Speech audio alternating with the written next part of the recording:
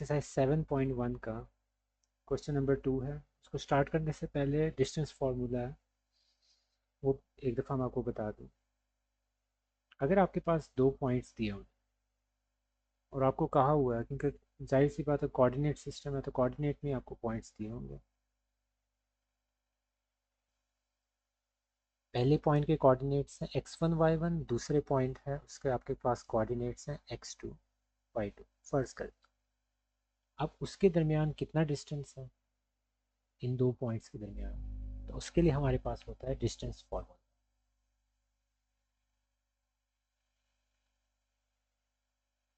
और इसी फार्मूला को यूज़ करके आप क्वेश्चन नंबर 2 सॉल्व करेंगे। ये फार्मूला होता क्या है? y2 माइनस y1 स्क्वायर, बीच में प्लस का sign, x2 minus x1 square, और ऊपर आपके पास स्क्वायर रूट हो जाता है। अब जो बीच वाली वैल्यूज़ है ना, ये मैटर नहीं करती। ये काफ़ी ऑब्वियस होगा, इस स्क्वायर को देख के मोस्टली स्टूडेंट्स को ये पता चल गया होगा कि मैंने ये क्यों कहा है कि ये वाली वैल्यूज़ की जो पोजीशन है इनका ऑर्डर मैटर नहीं करता। आप इनको y1 माइनस y2 भी कर सकते हैं। इसको आप x1 माइनस x2 भी लिख सकते हैं। इससे कोई फ़र्क नहीं पड़ेगा। क्यों नहीं पड़ेगा? क्योंकि आप 1 माइनस टू कर दें या 2 माइनस 1 कर दें, यहाँ फ़र्क पड़ेगा, लेकिन इन दोनों के ऊपर स्क्वायर्स आ रहे हैं, तो अब कोई फ़र्क नहीं पड़ेगा। क्यों नहीं पड़ेगा? ये हो गया -1 उसका स्क्वायर, ये हो गया 1 उसका स्क्वायर, दोनों के स्क्वायर जब लेते हैं 1 ही होगा। क्योंकि एक आपके पास नेगेटिव वैल्यू आएगी, एक आपके पास पॉजिटिव वैल्यू आएगी, दोनों के जब स्क्वायर लेंगे वो पॉजिटिव ही हो जाएगा। तो इसी वजह से आपके पास कोई रिस्ट्रिक्शन नहीं है लाइन के अंदर कि आप किस साइड से स्टार्ट कर रहे हैं। वो जो रिस्ट्रिक्शन जब आती है वो आपके पास आ जाती है जब आप वेक्टर्स को सॉल्व कर रहे होते हैं। चैप्टर्स नंबर सेकेंड ईयर का चैप्टर नंबर 7 है, उसके अंदर जब आप लोग आगे जाएंगे, अगर वही बुक रही, तो वेक्टर्स जब आप सॉल्व करेंगे तब आपके पास रिस्ट्रिक्शन होती है, क्योंकि उसमें बाकायदा डायरेक्शन होती है किस साइड पे आप जा रहे हैं। तो वो ज़रूरी होता है। इसमें कोई डायरेक्शन की नहीं, इसमें सिर्फ डिस्टेंस का कहा है। तो आप बेशक इसको y1 कहते हैं, इसको y2 कहते हैं, लेकिन एक चीज़ याद रखनी है कि आपने y वाली जो है वैल्यू, उसमें से y को ही सब्ट्रैक्ट करना है, x में से x को ही सब्ट्रैक्ट करना है। सिर्फ ये चीज़ याद रखने की है, और बीच में प्लस का साइन है। तो अब आपके पास ये क्वेश्चन है, इसके ऊपर आप अप्लाई कर दें। अगर स्टार्टिंग में आप इसको लिखना चाहते हैं तो लिख भी लें इस तरह करके। को मार्क करना है कौन सी x1 कौन सी y1 है, कौन सी x2 कौन सी y2। डिस्टेंस फार्मूला का फार्मूला लगा दें। क्या होता था? x2 minus x1 whole square, y2 minus y1 whole square. अब आप एक और चीज़ नोट करेंगे, यहाँ मैंने y2 वाली जो है y वाली पहले लिखी है, यहाँ मैंने x वाली पहले लिख दी है। इसकी वजह क्या है? क्योंकि इनके ऑर्डर में भी कोई मसला नहीं है, क्योंकि बीच में आपका पॉजिटिव साइन। मैं a प्लस बी लिख दूँ या b प्लस ए लिख दूँ, इससे कोई फ़र्क नहीं पड़ता। 3 plus 1 1 plus 3, commutative property with respect to addition. तो ये वाली पूरी जो वैल्यू है ये बेसिकली a है, ये आपकी पूरी वैल्यू b है। इसको आप पहले लिखते हैं, इसको आप बाद में लिखते हैं, बीच में प्लस का साइन है, उससे कोई फ़र्क नहीं पड़ेगा। तो x2 माइनस x1। अब आप ए बी डिस्टेंस निकाल रहे हैं, तो ए बी को आप इस तरह मेंशन करेंगे कि आप ए बी का डिस्टेंस निकाल रहे हैं। y2 माइनस y1 -2 -7, ये हो जाएगा -6। -6 का स्क्वायर क्या हो जाएगा? 36। ये हो जाएगा आपके पास -9। -9 का स्क्वायर क्या हो जाएगा? 81।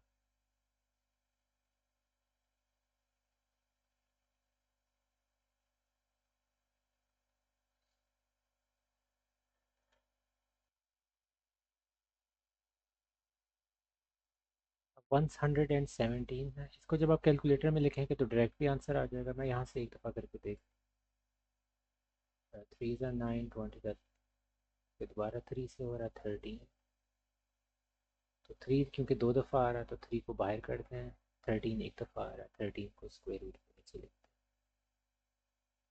तो ये आपके पास आंसर है।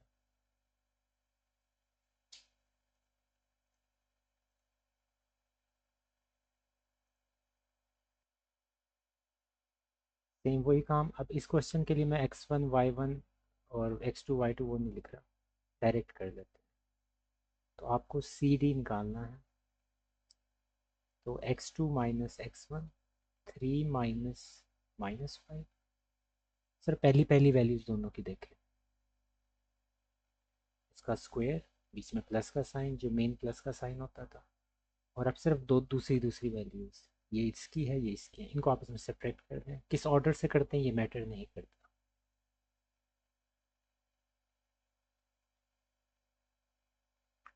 2 माइनस -2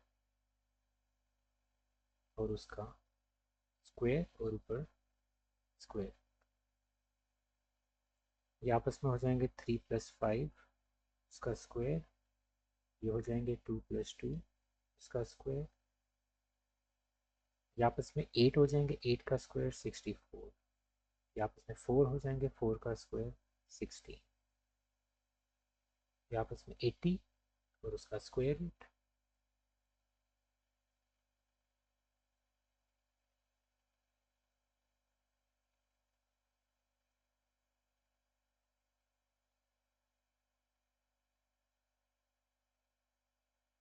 ये भी दो ये भी दो, तो आपके पास 4 हो गया, और 5 जो होगा वो स्क्वायर रूट के नीचे होगा।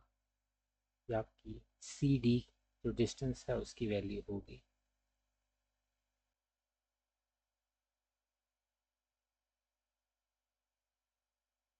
एल एम की वैल्यू निकाल लेते हैं। x2 minus x1 whole square, बीच में प्लस का साइन, y2 माइनस y1 उसका स्क्वायर और ओवरऑल स्क्वायर रूट। ये सिर्फ -2 रह जाएगा, -2 का स्क्वायर 4 हो जाएगा। ये आपके पास क्या हो जाएगा, -7, -7 का स्क्वायर 49,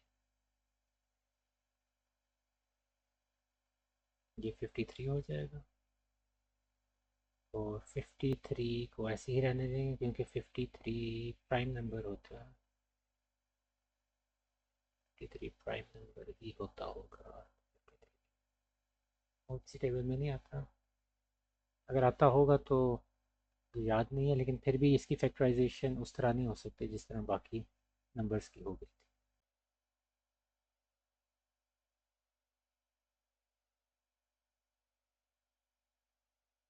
पी क्यू, तो इसमें भी वही चीज़ यूज़ कर लें, y2 minus y1, sorry x2 minus x1 उसका square plus y2 minus y।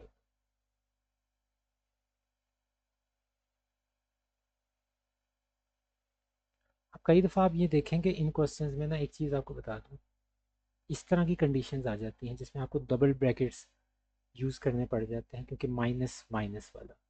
तो इसमें आप इन चीज़ों को रिवर्स भी लिख सकते हैं। मैं इसी को अभी दोबारा से लिख रहा हूँ, मैं आपको बताता हूँ कि मैं क्या कहना चाह रहा हूँ। आप यहाँ मैंने अभी क्या किया है, x2 minus x1, y2 minus y1, इस तरह मैं गया फ्रॉम राइट टू लेफ्ट। आप जब इस तरह के क्वेश्चंस हों तो अगर आपको नज़र आ रहा है, क्योंकि आपको देख के आइडिया हो जाएगा कि नेगेटिव साइन इस साइड पे आ रहे हैं, तो आप फिर नेगेटिव साइन से स्टार्ट करें इस क्वेश्चन को, इस तरह वो थोड़ा सा आसान हो जाएगा आपके लिए। अब ये देखिए -8 -0 इसका स्क्वायर, -7 माइनस, लिखने में भी बहुत आसान हो जाता है ये क्वेश्चन, क्योंकि फ़र्क नहीं पड़ता। आपको मैंने पहले ही बताया था कि आप लेफ़्ट टू राइट जाएँ या राइट टू लेफ़्ट जाएँ, x2 माइनस x1 करें या x1 माइनस x2 करें, कोई फ़र्क नहीं पड़ता। अब ये -8 रह गया, -8 का स्क्वायर 64, ये दोनों एक ही स्टेप्स हैं, एक ही, ये डिफरेंट अंदाज से लिखे हुए हैं, लेकिन ये जो पहले दो स्टेप्स हैं ये एक ही। आपने इसमें से कोई एक चूज़ कर लें, या आप ये चूज़ कर लें या आप ये चूज़ कर लें।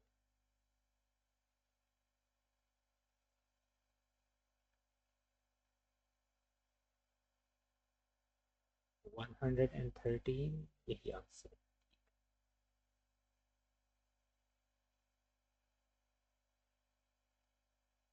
पहले मैं जब वीडियोस बनाता था स्टार्ट में, जब मैंने पहली बनाई थी 9th क्लास की आर्ट्स की, तब मैं अपने जो आंसर्स होते थे बुक के साथ वेरीफाई कई दफ़ा नहीं करता।